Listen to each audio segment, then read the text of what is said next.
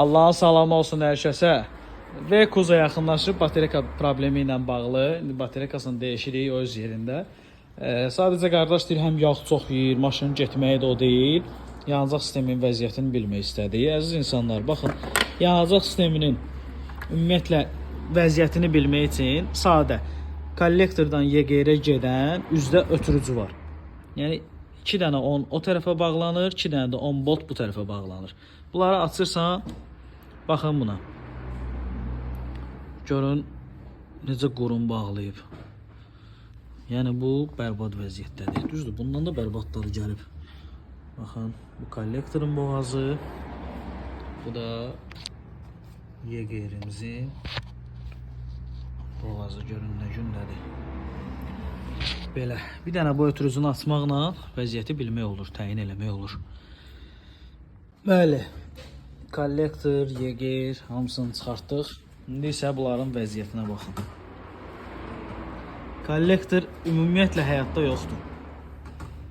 İnşallah həyata qaytaracağıq. Yəni bu dəqiqəki vəziyyəti budur.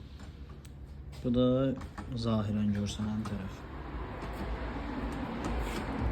Bu bizim YGR-imiz çox dəhşətli dərəcədə tutulub da. Ötürücümüz. Bunların vəziyyəti. Bu da YGR-in klapanı. Klapan hansı üzlə işləyir burada mən bilmirəm də bunu. Nə tər işləyir burada mənim başım çıxmır. Bunun farsonkaları. Bu bizim klapanımız. Bu silicalarımız. Hə, Allah'a şükürlər olsun. Kollektorun da ötəsindən gəldi, bax. Çiçək kimi. Çiçək kimi. Payıcı, ötürücülər, klapan,